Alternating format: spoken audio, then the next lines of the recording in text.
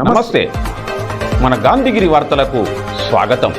రామగుండం పారిశ్రామిక ప్రాంత రౌండప్.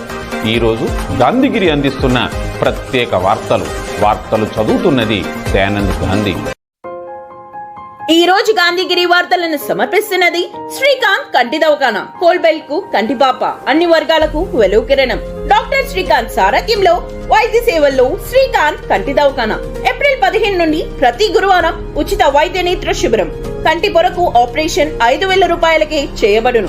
లక్కం భిక్షపతి కార్యనిర్వహణలో శ్రీకాంత్ కంటి దవాఖానా, లక్ష్మీనగర్, గోదావరికని. Phone number 8074911632. గోదావరికంలోని సింగరేణి ఓల్డ్ 18 మెగావాట్ల పవర్ హౌస్ వద్ద శ్రీ దుర్గామాత దేవాలయం నూతనంగా నిర్మించిన అన్న ప్రసాద వితరణ మహామండపాన్ని R G one general manager D Lalith Kumar ఈరోజు ప్రారంభించారు. ఈ సందర్భంగా జిఎంకు ఆలయ ఆవరణ అమ్మవారి సన్నిధిలో వేద పండితులు పూర్ణ కుంభ స్వాగతం పలికారు. అమ్మవారికి అర్చనాభిషేకం, ప్రత్యేక పూజా కార్యక్రమాన్ని నిర్వహించారు. అనంతరం రాజీవ్ రహదారి ప్రక్కన నూతనంగా నిర్మించిన భక్తుల సౌకర్యార్థం అన్న ప్రసాద వితరణ షెడ్డు ప్రారంభోత్సవాన్ని ప్రత్యేక పూజా కార్యక్రమం నిర్వహించి జిఎం ప్రారంభించారు. ఈ కార్యక్రమంలో అధికారులు శివనారాయణ, వరప్రసాద్, హరిసింగ్, రవీందర్ రెడ్డి, కర్ణ, వీరారెడ్డి, ఆలయ కమిటీ సభ్యులు మల్లేష్, రమేష్, బాలాసింగ్, సుధాకర్, నరసింహారెడ్డి, మహేష్, అనిత తదితరులు ఉన్నారు. మోడీ కుట్రలను ఓడిద్దాం ఓడిద్దాం, మోడీ కుట్రలను ఓడిద్దాం ఓడిద్దాం, మోడీ కుట్రలను ఓడిద్దాం ఓడిద్దాం. కార్మిక వ్యతిరేక కోడ్లను ఉపసంహరించాలి ఉపసంహరించాలి, కార్మిక వ్యతిరేక కోడ్లను ఉపసంహరించాలి, కార్మిక వ్యతిరేక 4 కోడ్లను ఉపసంహరించాలి. కార్మిక వర్గాన్ని నిర్వీర్యం చేసే విధంగా కేంద్ర ప్రభుత్వం అమలుకు తలపెట్టిన 4 లేబర్ కోడ్లతో పెట్టుబడిదారులకు, బహుళజాతి సంస్థలకు కార్మిక వర్గాన్ని బానిసలుగా చేసే కుట్ర జరుగుతుందని ఏఐటీసీ, ఐఎన్టీసీ, సిఐటియు, టీబీజీకేఎస్ నేతలు అన్నారు. గోదావరికన్ ప్రెస్ క్లబ్లో ఈరోజు జరిగిన ప్రెస్ మీట్లో వారు మాట్లాడారు. 4 కోడ్లకు వ్యతిరేకంగా రేపు చేపట్టిన నల్ల బ్యాడ్జీలతో నిరసన కార్యక్రమాన్ని సింగరేణి కార్మిక వర్గం విజయవంతం చేయాలని పిలుపునిచ్చారు. ఈ ప్రెస్ మీట్లో నాయకులు కె రాజ్కుమార్, మడ్డి ఎల్లయ్య, వడ్డెపల్లి దాస్, సదానందం, టి రాజారెడ్డి, మాదాసు రామ్మూర్తి తదితరులు ఉన్నారు.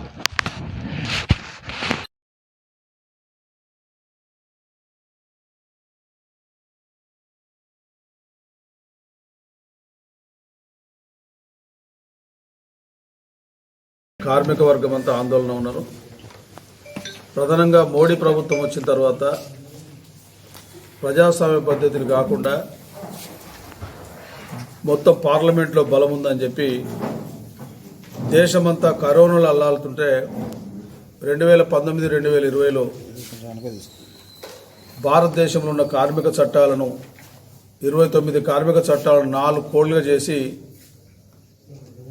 నిన్న నవంబర్ 21న కంప్లీట్ భారతదేశం మీద రుద్దడానికి నిర్ణయం తీసుకున్న సందర్భంలో ఈరోజు ఐఎన్టీసీ, సిఐటియు, టీబీజీకేఎస్ సంఘం, మిగతా కార్మిక సంఘాలు వారి పద్ధతుల్లో ఈరోజు ఆందోళన చేస్తూ ఉన్నాయి. మనం గుర్తుపెట్టుకోవాల్సిన అవసరం ఏంటంటే, మొదటి నుండి భారతదేశంలో మోడీ ప్రభుత్వం వచ్చిన తర్వాత భారతదేశంలో ఉన్న ప్రభుత్వ రంగ పరిశ్రమలన్నింటినీ ఒకటి అన్ని అమ్ముకుంటూ పోయే పరిస్థితి మనం చూస్తూ ఉన్నాం. ఈరోజు బ్యాంకులు, చాలా బ్యాంకులు ఉంటే మొత్తం 12 బ్యాంకులు ఏదో మిగిలినాయి మొత్తం. అట్లా అన్ని ప్రభుత్వ రంగ పరిశ్రమలన్నింటినీ అమ్మేసే క్రమంలో ఎవరైతే ఆ యొక్క ప్రైవేటు పెట్టుబడిదారులు, మోడీకి సంబంధించిన అంబానీ, ఆదాని లాంటి పెద్ద పెద్ద పారిశ్రామికవేత్తలు, మీరు కోడ్లు మార్చి మీరు మాకు అమ్మినంత మాత్రాన ఉపయోగం లేదు, ఈ భారతదేశంలో కార్మిక చట్టాలు చాలా బలంగా ఉన్నాయి కాబట్టి వాటిని మార్చి తప్ప మాకు లాభం లేదని మోడీ మీద ప్రెజర్ పెట్టిన తర్వాత ఈరోజు ఈ యొక్క కోడ్లు అమల్లోకి వస్తున్నాయి అనేది మేము అర్థం చేసుకున్నాం. ఈ కోడ్ల వలన కార్మిక రంగానికి ఈరోజు నష్టదాయకం. కానీ యాజమాన్యం ఏం చెప్తా ఉన్నదంటే ఇది చాలా ప్రయోజకరంగా ఉంటుంది కార్మిక వర్గాలకు అంటాం. ఒకవేళ నిజంగా మీరు లాభం అనుకుంటే మరి జాతీయ కార్మిక సంఘాలు టోటల్గా ఉన్న మన భారతదేశంలో కార్మిక సంఘాలతో మీరు చర్చించేది ఉండే, పార్లమెంట్లో కూడా సజావుగా చర్చ జరిగేది ఉండే. కానీ ఏది జరపకుండా ఏదో బలవంతంగా ఉన్న కార్మిక చట్టాలను కోడ్గా మార్చడం అనేది చట్టం అంటే ఈరోజు కార్మికుడికి ఏం అన్యాయం జరిగినా న్యాయస్థానాన్ని ఆశ్రయించి ఆయన తన యొక్క అన్యాయాన్ని యాజమాన్యంతో ఎదిరించి న్యాయం చేసుకునే పద్ధతి ఉండేది. కానీ ఈరోజు కోడ్గా మార్చిన తర్వాత న్యాయస్థానాన్ని ఆశ్రయించాల్సిన అవసరం లేదు. వాటన్నిటినీ ఈరోజు తుంగలు దొక్కే విధంగా ఈరోజు బీజేపీ ప్రభుత్వం చేస్తున్న ఈ సందర్భంలో కార్మిక వర్గానికి సంబంధించి ముఖ్యంగా సంఘం పెట్టుకునే హక్కు పోయింది. తర్వాత సంఘం పెట్టుకోవాలంటే గతంలో 7 ఉంటే సంఘం పెట్టుకుంటే సరిపోయేది. కానీ ఈనాడు 7 కాదు, ఈరోజు కనీసం 10% మెంబర్స్ పెట్టాలి. వేతనాల చట్టం కూడా ఈరోజు ఎట్లుందంటే ఇప్పటికైనా కొన్ని కాంట్రాక్టర్ సింగరేణిలో మాత్రం ఏదో 3-4 తారీఖులు ఇస్తా ఉన్నారు.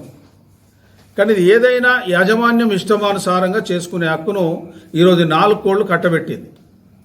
ముఖ్యంగా మైన్స్ లాంటి ఏరియాలో పని పరిస్థితులు బాగలేనప్పుడు ఇన్స్పెక్టరేటు చొరవ తీసుకొని సందర్శించి మైన్స్ యాక్ట్ ప్రకారం బాగా నడుస్తున్నాయా లేదని ఇన్స్పెక్షన్ చేసే పరిస్థితిని కూడా ఈరోజు అందులోకి వెళ్ళి తొలగించారు. ఈ 4 కోళ్లు కూడా చాలా అస్పష్టంగా ఉన్నవి. స్పష్టంగా కార్మికులకు బెనిఫిట్ బెనిఫిట్ ఉందని వాళ్ళు చెప్తా ఉన్నారు, కానీ ఎక్కడ స్పష్టంగా బెనిఫిట్ ఉన్నట్టు కనబడతలేదు. 2014 నుంచి ఇప్పటి వరకు కార్మికుల హక్కులు ఎట్లా తీసేయాలి, ప్రభుత్వ రంగ సంస్థలన్నిటి కూడా పారిశ్రామికవేత్తలకి ఎట్లా కట్టబెట్టాలనే దాని మీద పనిచేస్తుంది. 2వ ప్రభుత్వంలో ప్రపంచ పారిశ్రామికవేత్తల సదస్సు పెట్టి వాళ్ళ కోరిక మేరకి కార్మిక హక్కులని తీసేయాలని నిర్ణయం చేసుకొని కార్మికుల హక్కులని తీసేస్తేనే మీ దేశంలో పెట్టుబడి పెడతానన్న వాళ్ళ కోరిక మేరకి ఇవాళ పార్లమెంట్లో బిల్లు పెట్టి 2019-20లో దాన్ని ఆమోదం చేసుకున్నా. కానీ కార్మిక పోరాటాలు ఈ దేశంలో బలంగా ఉన్నాయి. కార్మిక సంఘాలు చెప్తే కార్మికులు ఖచ్చితంగా వింటారు. కాబట్టి నేను కనుక ఇవి అమలు చేస్తే పెద్ద మొత్తంలో ఈ దేశం అల్లకల్లోలమైద్దని దాన్ని అమలు చేయకుండా ఇప్పటిదాకా ఆపెట్టింది. 3వ ప్రభుత్వంలో బలహీనపడ్డరు, పార్లమెంట్లో అంత బలం లేదు, కాబట్టి పెట్టి పరిస్థితులు అమలు చేయొద్దని నిర్ణయం చేసుకున్నారు. కానీ ఈ మధ్యకాలంలో బీహార్లో ఎన్నికలు జరిగిన తర్వాత పెద్ద మొత్తంలో ఎన్డీఏ ప్రభుత్వం గెలిచితే మళ్ళొక అడుగు ముందుకేసి ఇంకా అమలు చేస్తే ఏం కాదు, నేను తీసుకునే నిర్ణయాలన్నీ ప్రజలు ఆమోదిస్తాననే ఒక గర్వంతో మందబలం ఉందని ఇలా మళ్ళీ అమలు చేయడం కోసం పూనుకున్నారు. దాని ఫలితంగా ఇవాళ దేశంలో ఇంకా ఏ ప్రభుత్వ రంగ సంస్థ మిగిలే పరిస్థితి లేదు, ఏ కార్మికుడికి పాత హక్కులు ఉండే పరిస్థితి లేదు. దాదాపు 1886 నుంచి ఇప్పటి వరకు కొన్ని వేల మంది నాయకులు బలిదానాలు, ఉరిశిక్షలు, జైలు శిక్షలు ఎన్నో అనుభవిస్తే తప్ప ఇన్ని హక్కులు రాలేదు.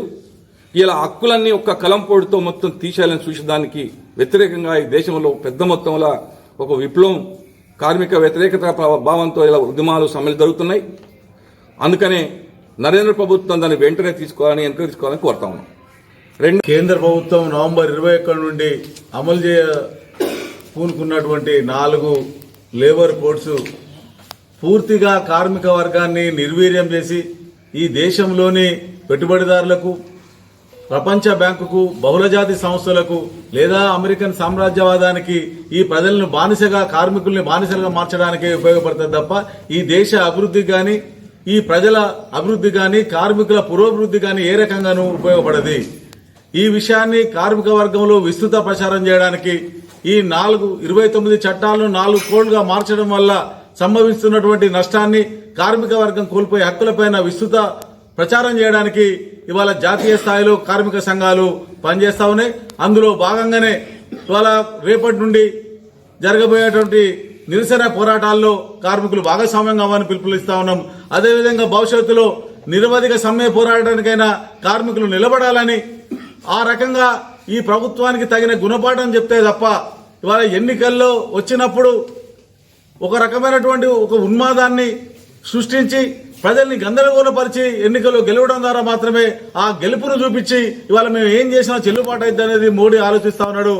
ఆయన ఈ ఎన్నికల గెలుపునే ఒక ప్రామాణికంగా తీసుకొని ప్రజల మీద ఉక్కుపాదం మోపి చట్టాలను, హక్కులను హరించి వేస్తే ఇవాళ పోరాటం ద్వారానే ఏర్పడినటువంటి సంఘాలు ఇవి. పోరాటం ద్వారానే సాధించుకున్న హక్కులు. ఎవరి దయాదాక్షిణాలతో ఇవాళ ఈ దేశంలో అమలుతున్న ఒక్క కార్మిక చట్టం హక్కు కూడా రాలే.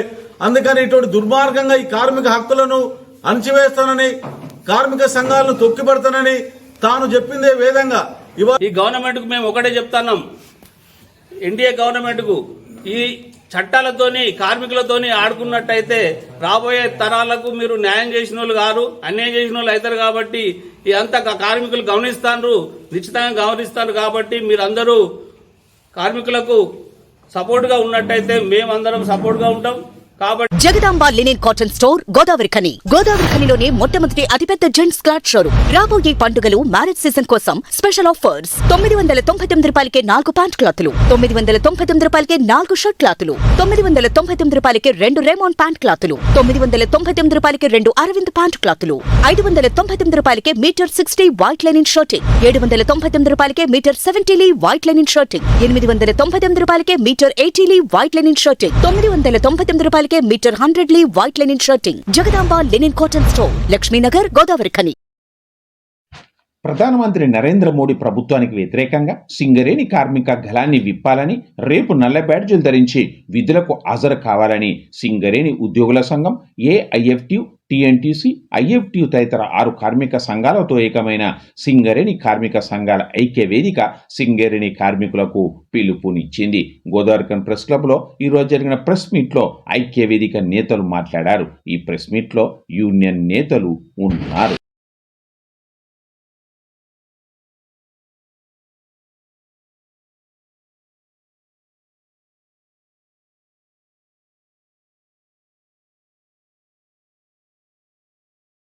సింగరేణి తెలంగాణ ఉద్యోగుల సంఘం, ఏఐఎఫ్టియు, టీఎన్టీయూసీ, ఎస్జేక్యూఎస్, మరొక ఐఎఫ్టియు, మొత్తం 6 కార్మిక సంఘాలు కూడా సింగరేణి కార్మిక వర్గానికి పిలుపునిస్తున్నాయి.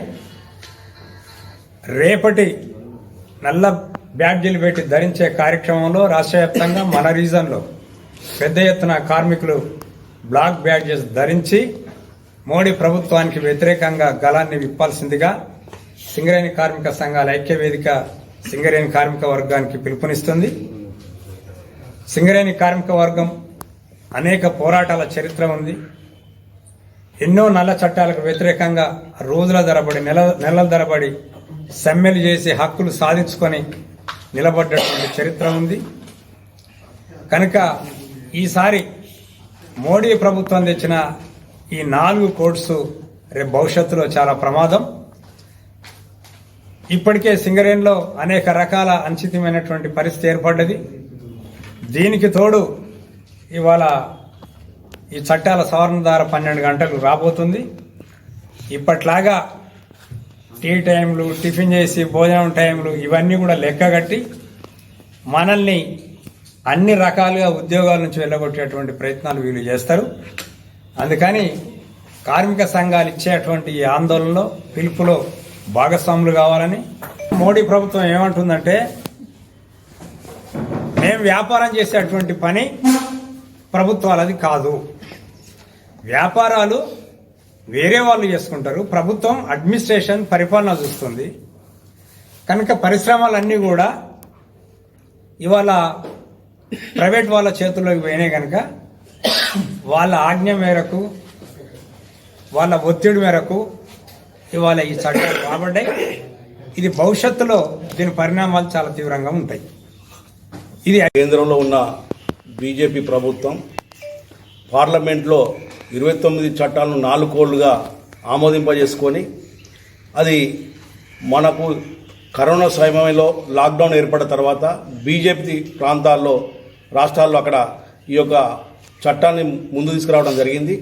అది పెట్టుబడిదారులకు అనుకూలంగా, అదేవిధంగా పెట్టుబడిదారులు కూడా కోట్లాది రూపాయలు వాళ్ళు లోన్లు బ్యాంకులో తీసుకున్న అలాంటి డబ్బును కూడా ఈ కేంద్ర ప్రభుత్వం వాళ్ళకు రాయితీలు ఇచ్చి వారి యొక్క రద్దు చేయడం జరిగింది.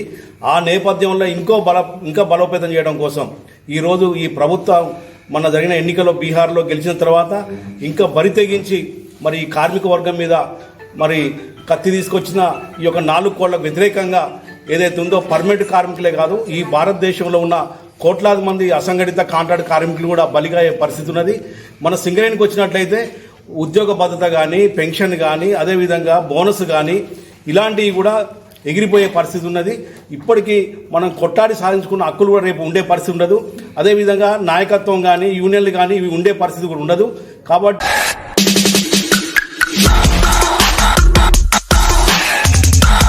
హోటల్ శుభం రెజెన్సీ మన గోదావరికని పారిశ్రామిక ప్రాంతంలో అధునాతన హంగులతో నూతనంగా ఏర్పాటు చేసిన హోటల్ శుభం రెజెన్సీ అధునాతనమైన హంగులతో suite rooms, standard rooms, AC సౌకర్యం, ఫ్రీ వైఫై, అంతేకాకుండా మా వద్ద రుచికరమైన వంటకాలతో ఫ్యామిలీ రెస్టారెంట్, ప్రత్యేకంగా మా కస్టమర్ల కోసం అన్లిమిటెడ్ బ్రేక్ఫాస్ట్ ను అందించడం జరుగుతుంది. మా ప్రత్యేకతలు: బర్త్డే సెలబ్రేషన్స్ కోసం పర్సనల్ డైనింగ్ రూమ్స్, 200 మంది కెపాసిటీతో banquet hall, AC dining halls, అధునాతనమైన హంగులతో మునుపెక్కడా లేని విధంగా నూతనంగా నిర్మించబడిన hotel Shubham regency Markande colony, main road, Addaguntapalli, Godavarikhani. Cell number 8978736108. NTPC బూడిద వ్యవహారంలో దాగి ఉన్న నిజాన్ని నిగ్గు తేల్చాలని, ప్రభావిత గ్రామ ప్రజలకు న్యాయం చేయాలని కాంగ్రెస్ సీనియర్ నేత గుమ్మడి కుమారస్వామి అన్నారు. గోదావరికన్ ప్రెస్ క్లబ్లో ఈరోజు జరిగిన ప్రెస్ మీట్లో ఆయన మాట్లాడారు. ప్రభుత్వ అధికార కార్యక్రమాలకు పెద్దపల్లి ఎంపీ గడ్డం వంశీకృష్ణను ఆహ్వానించకుండా, ప్రోటోకాల్ను పాటించకపోవడంలో వెనుక ఉన్న శక్తులు ఎవరని ఆయన ప్రశ్నించారు. ఈ ప్రెస్ మీట్లో నాయకులు రాచకొండ కోటేశ్వర్లు, దీపక్, నర్సింగ్ దొర, చిలిక రాజేశం తదితరులు ఉన్నారు. మిషన్ ఇచ్చిండు మమ్మల్ని మిషన్ నడపనెత్తలేరు వాళ్ళు. ఈ రోజు మిషన్ పట్టుకొని పనిచేసేటోళ్ళు మా మిషన్ ఊరవతల ఉన్నది. మేము మిషన్ ఉంటపోయినాం, ఊరవతల పెట్టిరు. మాకు వాళ్ళకి వాదన నడుతుంది. పోలీసులు సహకరిస్తలేరు, ఎమ్మెల్యే గారు సహకరిస్తలేరు, ఎవరు సహకరించలేరు. మేము కూడా ఒక ఊరు వాళ్ళం. ఇల్లు వేయినాయి, భూములు వేయినాయి. 600 ఎకరాలు 1200 ఎకరం వేయింది. ఇంటికి వచ్చినాం, కుందిన పిల్లకచ్చి పోతాను మేము, కుందిన పిల్ల పోతాను మేము. దీంట్లో మనకు జరిగిన అన్యాయం ఏంటంటే 600 ఎకరం మేంది, 600 ఎకరం దున్నామంటే కూలు లేదు, నౌకరియలే, మాకు ఎన్టీపీసీ వారు మాకు ఉపాధి కల్పించలే. మేము అడుగుతున్నాం. దీంట్లో అడిగే దాంట్లో తప్పుంటే క్షమించండి ఎమ్మెల్యే గారు. మేము తప్పుగా మాట్లాడితే మేమేమంటున్నాం అంటే, అయ్యా మా గరీబోళ్లకు ఒక మిషన్ ఇప్పియలేదు. నేను మిషన్ తెచ్చుకున్నా, నాకు పర్మిషన్ నన్ను ఓడితలేడు వాళ్ళు. బాబు అదేనా, నన్ను ఓడితలేడు. లక్షల రూపాయలు ఖర్చు పెట్టి మిషన్ పర్మిషన్ తెచ్చుకున్నా, నన్ను ఓడితలేడు. ఏమి ఇవ్వాలో ఏమో సంబంధం లేదు, ఎందుకు ఓడితారో సంబంధం లేదు. విషయం అది. అన్నగారు మీరు నా ఆవేదన మాట్లాడుతున్నా, మీరు కొంచెం దయచేసి నా మీద ఆలోచించి మీరు మాట్లాడండి. అది వ్యవస్థ చెప్తున్నా. ఈరోజు ప్రతి ఒక్కరం 1000 కుటుంబాలు రాజపురం నుంచి గుడిసెలు ఊలగొట్టుకొని, ఇల్లు ఊలగొట్టుకొని, ఎడ్లు మొత్తం భూమి ఊలగొట్టుకొచ్చి మేము కుందనపల్లి పోతున్నాం. అయ్యా మాకు ఒక మిషన్ పర్మిషన్ ఇయ్యా, ఎందుకు ఇస్తలేవు? కుందనపల్లికి ఎందుకు ఇచ్చినావు? కుందనపల్లి 600 ఎకరం అయింది, నాది 600 ఎకరం అయింది. నాకు ఒక మిషన్ పర్మిషన్ ఇయ్య అంటున్నా. సరే ఓకే రైట్, సరే సార్. నేను నా ఓపెన్ సాత్తిగా నేను 10 మంది పిల్లలు పట్టుకొని 10 మంది పిల్లగాళ్ళని పట్టుకొని నేను మిషన్ పర్మిషన్ తెచ్చుకున్నా. నా మిషన్ నడవలేదు. ఆయన ఎమ్మెల్యే గారు మంచిగా ఉండొచ్చు, కానీ అనుచరులు మమ్మల్ని నాశనం చేస్తారు. అనుచరులు మమ్మల్ని కొట్టని ప్రయత్నం చేస్తారు. టౌన్ పోతే టౌన్ ఎస్ఐ మమ్మల్ని చూస్తలేడు. మాకు అదేంది వాళ్ళ ఉన్నటువంటి ఆలోచన ఏంటంటే, పెద్ద మనిషి చెప్పిండు కాబట్టి ఆయన మాట వింటుండు, మా మాట వింటలేడు. అయ్యా నేను మాత్రం వస్తే చెప్తున్నా. ఎన్టీపీసీ బూడిద వ్యవహారము గతంలో కూడా మేము చెప్పాం. ఇది నిజాలు నిగ్గు తెలుసుకునే అవసరం వచ్చినప్పుడు చెప్పకుండా చెప్తామని చెప్పడం జరిగింది.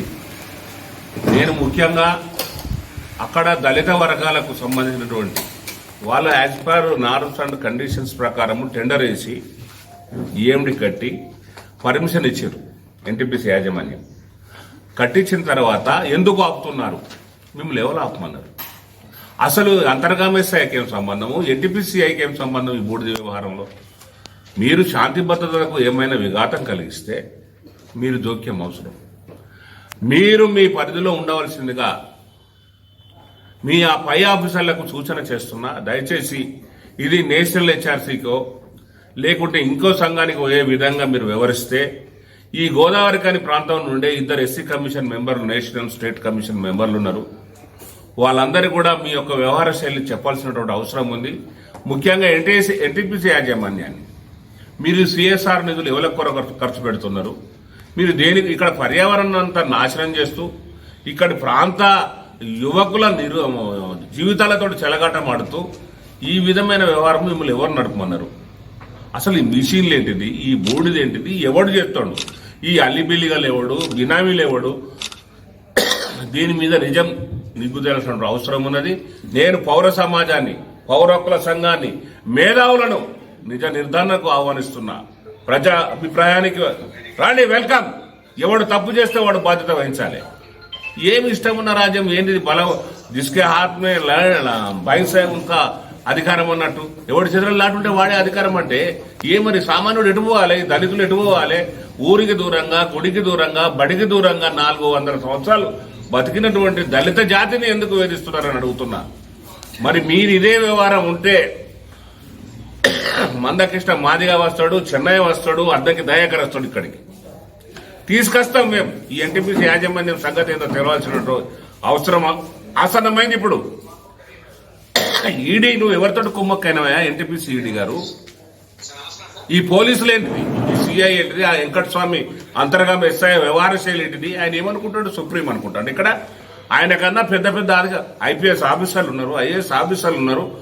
మేము సిపి గారిని రిక్వెస్ట్ చేస్తున్నాం, అయ్యా మేము దళితులము, దయచేసి మా జోలికి రావద్దని మీ కింది అధికారులకు ఆదేశించవలసిందిగా ప్రార్థిస్తున్నాము. మేము చట్టానికి లోబడి మిమ్మల్ని వేడుకుంటున్నాము. చట్టం మేము మా చేతిలోకి తీసుకుంటే ఎవరి తరం కాదు ఆపడానికి. మరి జాగ్రత్తగా పోలీసు అధికారులు, అంతర్గామ ఎస్ఐ ముఖ్యంగా ఆయన యూనిఫామ్ ప్రభుత్వం ఇచ్చింది, ప్రజల జీతగడతను. నువ్వు ఎవరి మెప్పు కొరకో పనిచేస్తానంటే నడవద్దు నాయన వెంకటస్వామి గారు. నువ్వు కూడా ఒక బోయ సామాజిక వర్గానికి చెందిన నువ్వు దళితులను వేధిస్తావు అన్నయ్య. ఏం పద్ధతి నీకు ఇది? వచ్చి మిషన్ పెట్టుకుంటే పొలగాలు పోయి మిషన్ పెట్టుకుని మూడు అమ్ముకుంటానంటే ఆపద్దని చెప్పి ఎవరిచ్చారు నీకు అధికారము? ఎందుకు చేస్తున్నావు వ్యవహారము? అసలు ఏమనుకుంటున్నావు నువ్వు? తస్మాత్ జాగ్రత్త ఎస్ఐ గారు. మీ వ్యవహార శైలి ఇట్లనే ఉంటే తప్పకుండా దీనికి ప్రతిఫలం నువ్వు అనుభవించాల్సి వస్తుంది. ఇంకా నీకు ఎవరైనా సపోర్ట్ చేస్తే నిన్నెవరు కూడా కాపాడలేరు, నిన్ను ఎవరు కూడా కాపాడలేరు. మళ్ళీ మళ్ళీ చెప్తున్నా, ఆన్ రికార్డ్. తర్వాత నీ ఇష్టం, మీరు చేసుకోండి. కానీ ఒకటి బూడిదల ఇంకోటి బూడిదల ఇంకోటి పోవద్దని, ఇక్కడ పరిస్థితులని సవ్యంగా కొనసాగే విధంగా ఉండాలని కోరుతున్నా. అదేవిధంగా పౌర హక్కుల సంఘం వాళ్ళు, ప్రజా సంఘాల వాళ్ళు, విప్లవ కార్మిక సంఘాలు, కార్మిక సంఘాలు నిజ నిర్ధారణకు రండి. కొందనపల్లి కట్ట మీద కూర్చుందాం. రెడీయా మీరు? మేము రెడీ కానివ్వండి. ఆయన వాళ్ళ వెనక ఎంత పెద్ద మనిషి ఉన్నా మాకేం బాధ లేదు, భయం లేదు. రెడీ రండి, నిజ నిర్ధారణ చూసుకుందాం. అక్కడ ఏం వ్యవహారం ఇది? ఏంటిది కథ? ప్రజలు రాజశేఖర్ ఏం కొంచెం, ఇందిరాగాంధీ ఏం కొంచెం, వాజ్పేయి ఏం కొంచెం, నువ్వేం కొంచెం, నేనేం కొంచెం. ఇలాంటి దుశ్చర్యలకు పాల్పడకు, నీకు మంచిది కాదు అని సవినయంగా ఒక మిత్రుడిగా నేను సలహా ఇస్తున్నా. దళితుల జోలికి రావద్దు, ఖబర్దార్ అని కూడా చెప్తున్నా. అన్ని స్థాయిల్లో విస్మరిస్తూ మరి ప్రోటోకాల్ ఉల్లంఘనకు పాల్పడుతున్నటువంటి జిల్లా యంత్రాంగాన్ని, ఇక్కడ ఉన్నటువంటి పరిశ్రమల యాజమాన్యాలు, సింగరేణి, ఎన్టీపీసీ అండ్ ఆర్ఎఫ్సిఎల్,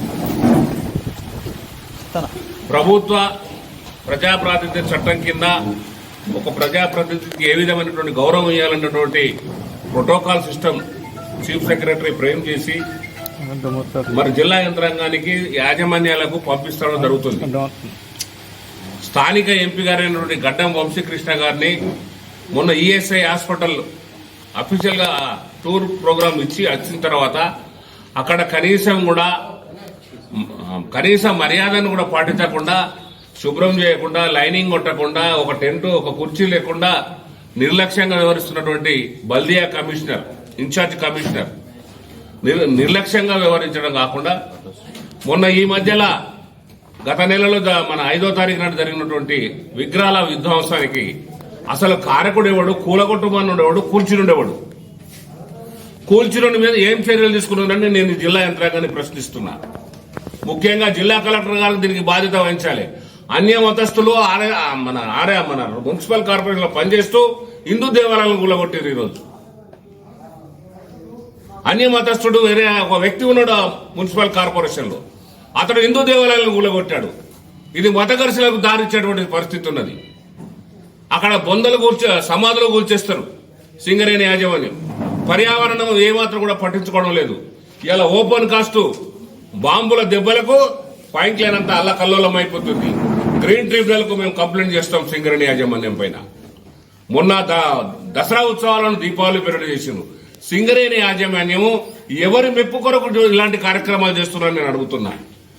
మరి బెల్లంపల్లిలో దసరాకే చేస్తే ఈ గోదావరికల్లో ఈ ఉన్న పరిశ్రమల యాజమాన్యాలు ఎందుకు ఈ విధమైనటువంటి చర్యలు తీసుకుంటారు? దానికి స్థానిక ప్రజాప్రతినిధి మా గౌరవ ఎంపీ గారిని ఎందుకు పిలవడం లేదని సూటిగా ప్రశ్నిస్తున్నా. ముఖ్యంగా చీరల పంపిణీ కార్యక్రమం ఉంది ఈరోజు, దానిలో ఆయన పేరు తొలగించారు. ఇదే నిదర్శనం మీకు. మరి ఈ విధంగా మిమ్మల్ని కలెక్టర్ గారు చేయమన్నారా, లేకుంటే చీఫ్ సెక్రటరీ గారు చేయమన్నారా, లేకుంటే ఎవరు చేయమన్నారో మీకు ఎవరు సూచనలు ఇస్తున్నారని నేను అడుగుతున్నా సూటిగా జిల్లా యంత్రాంగాన్ని. ఇదే విధమైనటువంటి మీ వైఖరి ఉంటే మరి గతంలో జిల్లా కలెక్టర్ గారు ఎంపీ గారికి క్షమాపణ చెప్పిండు చీఫ్ సెక్రటరీ సూచన ప్రకారం. మరి మీది ఇదే విధంగా మీ యొక్క వ్యవహార శైలి ఉంటే మరి ప్రజా సంఘాలు, దళిత సంఘాలు పెద్ద ఎత్తున కలెక్టరేట్ ముట్టడించవలసిన అవసరం ఉంటుంది. ఇది లోకసభ స్పీకర్ కు, అదేవిధంగా చీఫ్ సెక్రటరీకి మేము కంప్లైంట్ చేస్తున్నాం. మా పార్లమెంట్ సభ్యుడికి అవమానం జరుగుతుందని ఈ విధంగా వ్యవహారం చేసుకుంటూ మీ యొక్క దందాలను కప్పిపుచ్చుకోవడానికి, మీ అవినీతి కార్యక్రమాలను బయట పెడతాడనే ఉద్దేశం భయంతో గదగద వణుకుతూ ఎంపీ గారు పిలుస్తలేరా? ఎందుకు మరి పిలవడానికి ఆంతర్యం ఏమిటని నేను ప్రశ్నిస్తున్నా సూటిగా. పిలవాల్సిన బాధ్యత ఉందా లేదా? ఒక ఎంపీని గౌరవించాల్సిన బాధ్యత ఉందా లేదా మీకు నేను అడుగుతున్నా. ఉన్నట్టయితే జవాబు చెప్పండి. దీనికి ఎవడు కలెక్టర్ చెప్తారా, జాయింట్ కలెక్టర్ చెప్తారా, చీఫ్ సెక్రటరీ చెప్తారా, ఎవరు చెప్తారో చెప్పండి. మరి సాక్షాత్ ముఖ్యమంత్రి సమక్షంలో పెద్దపల్లిలో ఎంపీ గారు తన ఆవేదనను వ్యక్తం చేశారు. మరి ముఖ్యమంత్రి గారు పట్టించుకోవడం లేదు. మంచిర్యాల జిల్లాకు డిప్యూటీ సీఎం వస్తాడు, ఐటీ మంత్రి వస్తాడు, సీతక్క వస్తుంది, ఎంపీని పిలువరు. గోదావరికి వెళ్ళా మరి మంత్రులు వచ్చే ముందు ఎంపీ గారు కూడా అడగాలి కదా.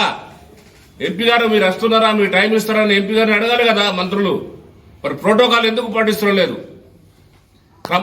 కాంగ్రెస్ పార్టీలో ఉన్నాడా లేదా వంశీకృష్ణ గారు, మరి రాష్ట్ర కాంగ్రెసా లేకుంటే అధిష్టానమా తెలియజేసిన అవసరం ఉంది. ఇప్పుడు ఇక్కడ కాంగ్రెస్ కార్యకర్తల మీటింగ్ పెట్టి ఒకడు పెడితే ఒకడేమో మా కాంగ్రెస్ పార్టీకి సంబంధం లేదంటాడు.